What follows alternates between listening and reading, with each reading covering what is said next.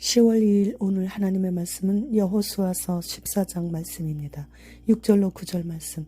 그때 유다 자손이 길갈에 있는 여호수아에게 나오고 그니스 사람 여분네의 아들 갈렙이 여호수아에게 말하되 여호와께서 가데스 바네아에서 나와 당신에게 대하여 하나님의 사람 모세에게 이르신 일을 당신이 아시는 바라. 내 나이 40세에 여호와의 종 모세가 가데스 바네아에서 나를 보내어 이 땅을 정탐하게 하였으므로 내가 성실한 마음으로 그에게 보고하고 나와 함께 올라갔던 내 형제들은 백성의 간담을 놓게 하였으나 나는 내 하나님 여호와께 충성하였으므로 그날에 모세가 맹세하여 이르되 네가 네 하나님 여호와께 충성하였은즉 네 발로 밟는 땅은 영원히 너와 네 자손의 기업이 되리라 하였나이다. 본장은 갈렙이 85세 때 여호수아에게 헤브론 땅을 기업으로 달라고 청원하여 승낙을 받은 내용이에요. 그는 일찍이 여호수아와 함께 가나안을 정탐하고 돌아와 긍정적 보고를 한 자로서 모세로부터 가나안 땅을 약속받았습니다.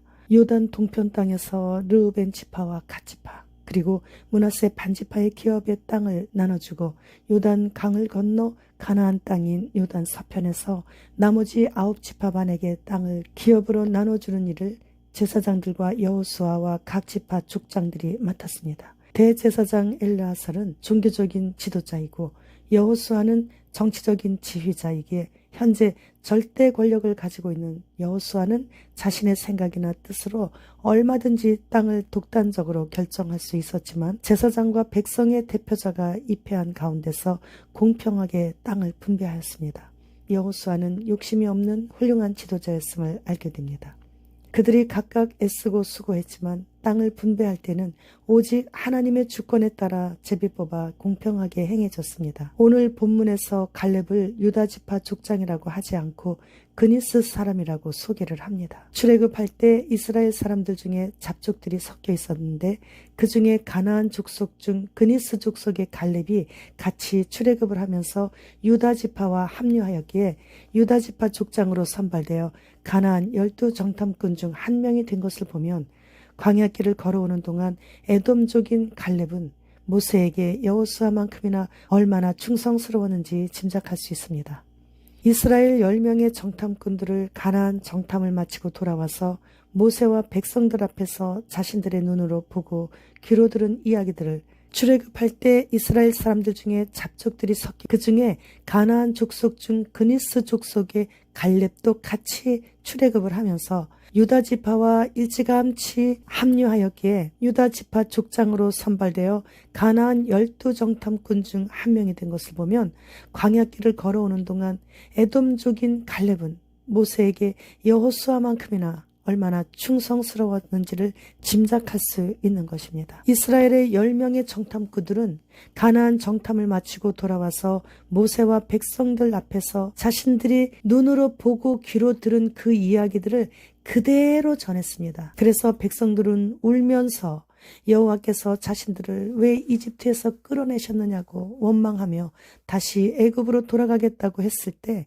갈렙은 여호수아와 함께 그들은 우리의 밥이라고 그들의 보호자는 그들에게서 떠났고 우리의 보호자는 우리와 함께 하신다고 하면서 눈으로 보고 귀로 들은 것이 아닌 하나님께서 그 땅을 주시겠다고 하셨던 그 말씀을 믿었기 때문에 믿음의 고백을 하는 거예요.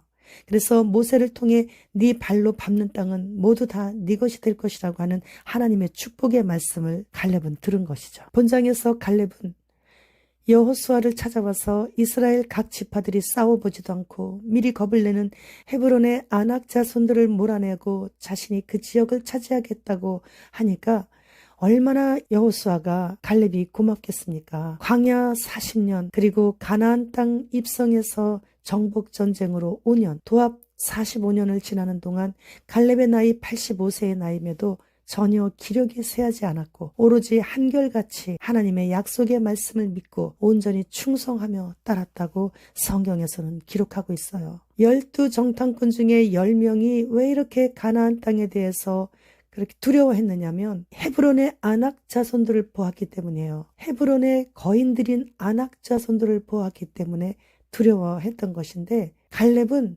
오히려 그 지역을 자신이 차지하겠다고 말을 하는 거예요. 믿음의 사람은 이렇게 독특한 믿음의 말을 하게 되는 것입니다. 성경에 보면 겐사람 헤벨, 모압사람 룻, 헷사람 우리아 등과 같이 이스라엘의 언약과 축복과는 전혀 관계없는 사람들이 있었어요. 그런데 그와 같이 갈렙의 믿음은 육신적인 혈통에 의한 것이 아닌 신앙적인 확신에 의해서 하나님의 약속의 말씀이 갈렙의 믿음으로 나타나서 결국은 성취되는 거예요. 우리는 지금 출애굽할 때 이스라엘 백성들처럼 허리띠를 띠고 무교병을 먹고 남은 것은 어깨에 메고 급히 이 땅을 떠났던 이스라엘 사람들처럼 우리도 그렇게 떠나야 할 시간입니다. 요한계시록 16장에서 첫째 천사가 첫 번째 대접을 쏟은 것과 같이 마지막 대접 재앙이 쏟아지고 있는 것이 아닌가 생각할 정도로 흰신 신은 자들의 온몸에 피부병인지 악창인지 종기인지 아무튼 보기도 흉측한 모습들을 머리끝부터 발끝까지 있는 모습을 우리는 심심찮게 보고 있습니다.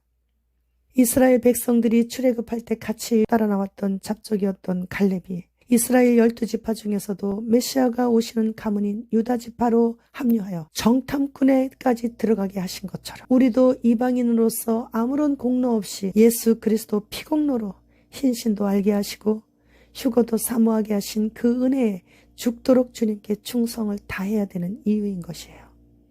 캐나다는 직원들에게 흰신 부작용을 보고하지 말라고 지시를 내렸습니다. 사람 몸에 그림 그리지 말라고 성경에 말씀하셨는데 요즘에 얼마나 많은 사람들이 몸에 그림을 그리고 다닙니까? 그런데 이 그림 그린 것이 자외선 영향으로 인해서 발광체가 돼서 반짝반짝 빛이 나요. 송명의 시인의 소설표에서 희경이가 이마에 받은 그것이 발광체로 빛났던 것이 기억납니다. 흰신 성분의 철, 알루미늄 이런 것들은 물론이고 침팬지, 유주전자까지 들어있다고 합니다. 주님 지금 오십니다. 주님 어서 오시옵소서. 마라나타.